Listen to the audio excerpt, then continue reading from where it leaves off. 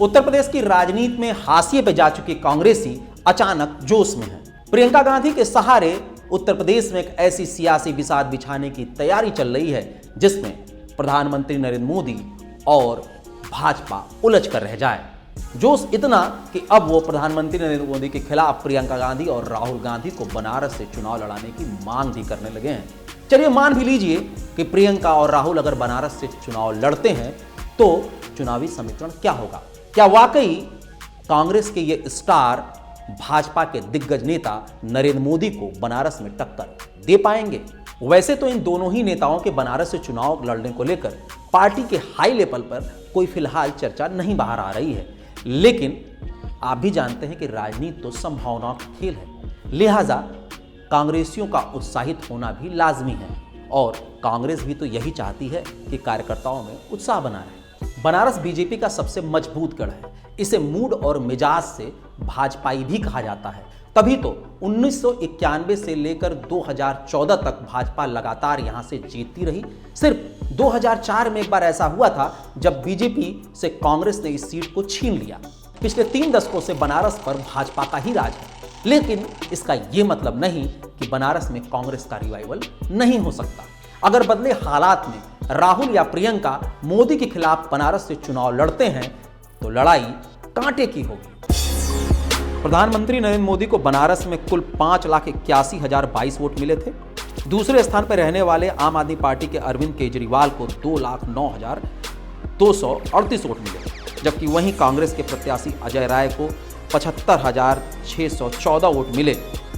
जिस तरह से अमेठी और रायबरेली में सपा बसपा ने कांग्रेस के खिलाफ चुनाव न लड़ाने का फैसला किया है, अगर कुछ उसी तरह बनारस में भी ये पार्टियां राहुल के साथ आती हैं तो समीकरण बदलेंगे, क्योंकि ये दौर 2014 का नहीं जब पूरे देश में मोदी की लहर चल रही थी। बच्चे बच्चे की जुबान पर मोदी के नारे थे। यही नहीं, बनारसी मोदी के खिलाफ एक शब्द भी सुनने को तैयार नहीं थे। बनारस में प्रधानमंत्री नरेंद्र मोदी को कुल मिले 5,81,022 वोटों की तुलना में अगर सपा बसपा और कांग्रेस तीनों के वोटों को जोड़ दिया जाए तो उन्हें 3,90,722 वोट मिले। पिछले नतीजों को ही आधार बनाएं और जाति समीकरण में थोड़ी भी लचक आई तो ये बाजी पलट सकती है। बनारस में सबसे अधिक बनिया यानी कि 3,25,000 है। वैसे तो ये बीजेपी के कोर वोटर माने जाते हैं, लेकिन नोटबंदी और जीएसटी से भनभनाए हुए हैं। ब्राह्मणों की संख्या भी 2.5 लाख है और ये भी SC ST और राम मंदिर को लेकर बहुत खुश नहीं है। और साथ ही हमें यह भी नहीं भूलना चाहिए कि ये कभी कांग्रेस के मूल वोटर हुआ करते थे। इसके बाद जो सबसे बड़ा वोट बैंक है वो मुस्लिमों का है, जिनकी संख्या 3 लाख के आसपास है।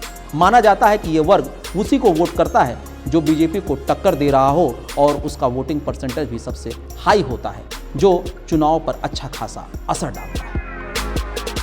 2009 में बनारस से मुरली मनोहर जोशी बीजेपी के कैंडिडेट थे और उन्हें कड़ी टक्कर दे रहे थे बीएसपी से माफिया डॉन मुख्तार अंसारी।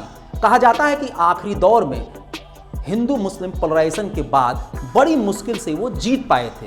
वोटों का जो अंतर था वो महज 17,000 का था। 2004 के नतीजे भी ये बताते हैं कि बनारस में कांग्रेस के लिए भी बहुत कुछ है।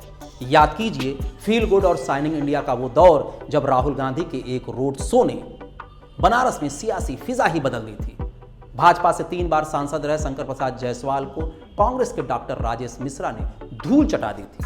उस वक्त ब्राह्मण और मुस्लिम कॉम्बिनेशन कांग्रेस के पक्ष में दिखा था। अब अगर साझेदारी पर बात बन गई और जाति समीकरण ने साथ दिया तो कांग्रेस के ये स्टार प्रधानमंत्री नरेंद्र मोदी को बनारस में कड़ी टक्कर दे सकते हैं।